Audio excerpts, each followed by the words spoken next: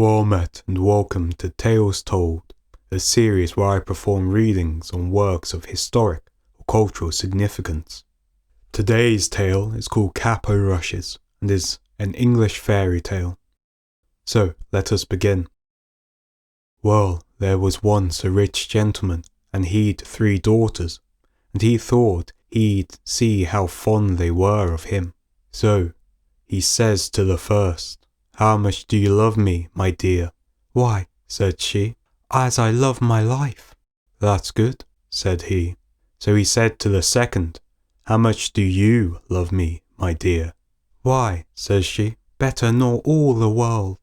"That's good," said he. So he said to the third, "How much do you love me, my dear?" "Why, I love you as fresh meat loves salt," says she. Well, but he was angry. "You don't love me at all," said he, "and in my house you stay no more." So he drove her out there and then, and shut the door in her face. Well, she went away, on and on, till she came to a fen, and there she gathered a lot of reeds, and made them into a kind of sort of cloak with a hood, to cover her from head to foot, and to hide her fine clothes. And then she went on and on, till she came to a great house. "Do you want a maid?" says she. "No, we don't," said they. "I haven't nowhere to go," said she, "and I ask no wages, and do any sort of work," said she. "Well," said they, "if you like to wash the pots and scrape the saucepans, you may stay," said they. So she stayed there, and washed the pots and scraped the saucepans, and did all the dirty work. And because she gave no name, they called her Cap o' Rushes. Well, one day there was to be a great dance, a little ways off, and the servants were allowed to go and look on at the grand people. Cap o' Rushes said she was too tired to go, so she stayed at home. But when they were gone, she offed with her cap o' rushes, and cleaned herself, and went to the dance. And no one there was so finely dressed as she. Well, who should be there but her master's son? And what should he do but fall in love with her the minute he set his eyes on her? He wouldn't dance with anyone else. But before the dance was done, Cap o' Rushes slipped off, and away she went home. And when the other maids came back, she was pretending to be asleep, with her cap o' rushes on. Well, the next morning they said to her, "You did miss a great sight, Cap o' Rushes." "What was that?" said she. "Why, the most beautiful lady you ever seen, dressed right gay and gar. The young master has never took his eyes off her." "Well, I should have liked to have seen her," said Cap o' Rushes. "Well, there'll be another dance this evening, and perhaps she'll be there." But come that evening, Cap o' Rushes said she was too tired to go with them. However, when they were gone, she offed with her cap o' rushes, and cleaned herself, the way she went to the dance. The master's son had been reckoning on seeing her, and he danced with no one else, and never took his eyes off her. But before the dance was over, she slipped away, and home she went, and when the maids came back, she pretended to be asleep, with her cap o' rushes on. Next day they said to her again, "Well, Cap o' Rushes, you should have been there to see the lady. There she was again, gay and gar, and the young master, he never took his eyes off her." "Well, there," said she, "I should have liked to have seen her." "Well," they said, "there'll be a dance again this evening. You must go with us, and she's sure to be there." Well, come this evening, Cap o' Rushes said she was too tired to go, and, do what they would, she stayed at home. But when they were gone, she offed with her cap o' rushes, and cleaned herself, and away she went to the dance. The master's son was rarely glad when he saw her. He danced with none but her, and never took his eyes off her. When she wouldn't tell him her name, nor where she came from, he gave her a ring, and told her, if he didn't see her again, he should die. Well, before the dance was over, off she slipped, and home she went, and when the maids came home, she pretended to be asleep, with her cap o' rushes on.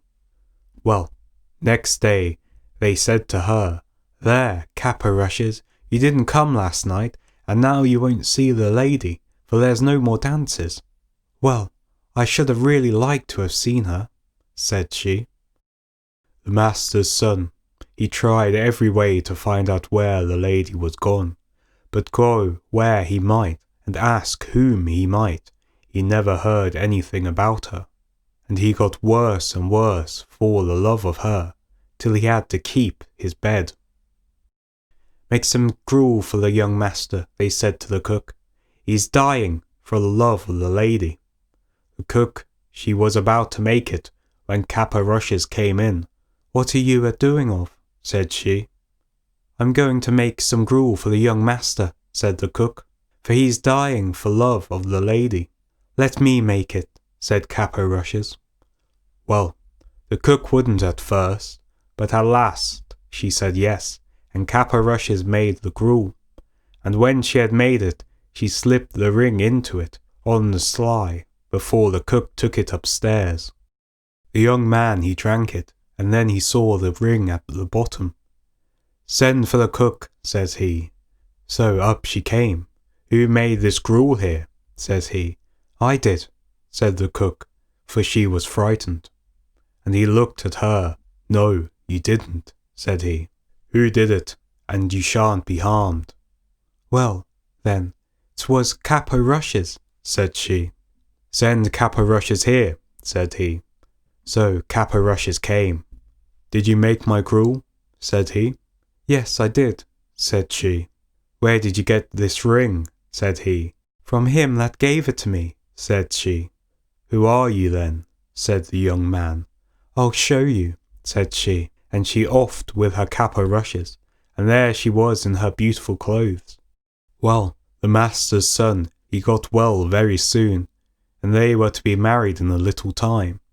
It was to be a very grand wedding, and everyone was asked, far and near, and Cap-o'-Rushes' father was asked, but she never told anyone who she was. But before the wedding, she went to the cook, and she says, "I want you to dress every dish without a mite of salt."